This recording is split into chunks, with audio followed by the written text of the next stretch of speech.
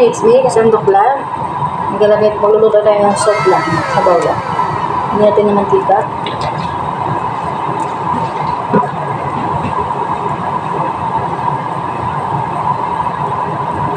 Tingnan natin apoy. Lagyan natin sibuyas. Isayin na natin para medyo masarap.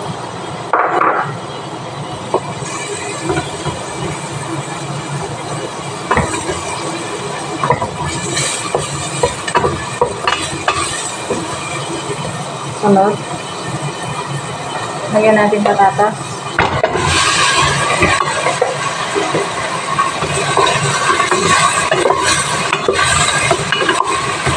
Lagyan natin kalabasa.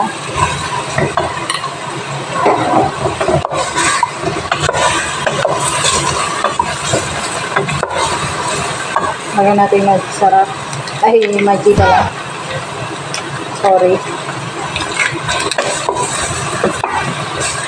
Tapos adas. Kung walang adas, munggo pwede.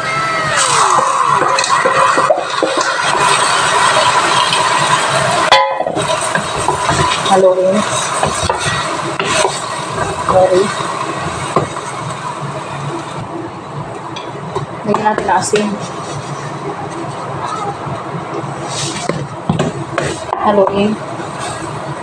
Lagyan natin na celery. Yan na po siya. Tingnan niyo. Ngayon lang po.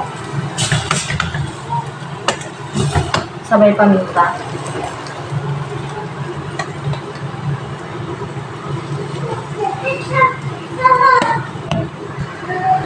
Haluin lang po natin. Tapos po yan, blender natin mamaya. Kung wala, pwede naman durugin. O pwede rin ganito kung gusto niyo, pwede naman. So, adas to. Lagyan natin tubig mainit.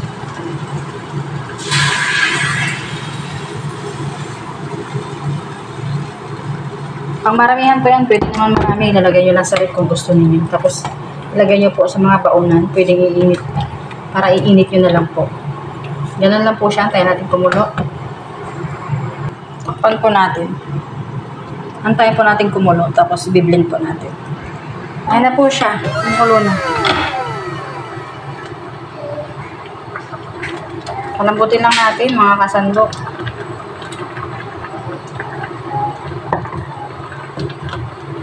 Magiging sabaw na po yan mamaya. Ganyan lang po kasimple.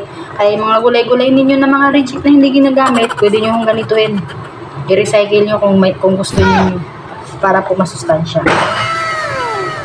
Kumukulo-kulo pa. Diba? Kaya mga gulay nyo na hindi na ginagamit ninyo, kung may mga sirang gulay dyan, tanggalin nyo lang ang sira at ganituhin ninyo, gawin nyo ang sabaw. At ilagay nyo sa ref. Para pag gusto nyo maghigop ng sabaw, kumuha na kayo, init nyo na ng konti. At least, hindi sayang ang gulay ninyo, diba? Kaya yun ang gawin ninyo. Ngayon lang mga kasandok, biblender na natin para makita nyo kung paano. Ito na mga kasandok, biblend na natin.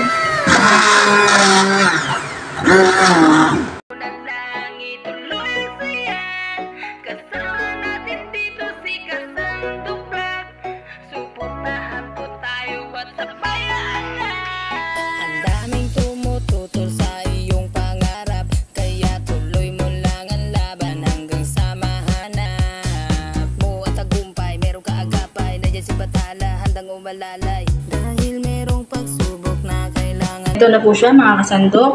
O diba? Masimpleng gulay na hindi mo ginagamit. Kaysa naman masira at mabulok, maitapon lang din. Gawin mo ng sabaw. Diba? Mapakinabangan mo pa. Malaki pandala ng ng protina sa katawan mo. Diba? Simpleng gulay pero marami nang magagawa ng sabaw. Subukan mo na kasandok. Malay mo. Diba? Pwede rin ito sa mga restaurant. Mas the best po itong gawin yung sabaw.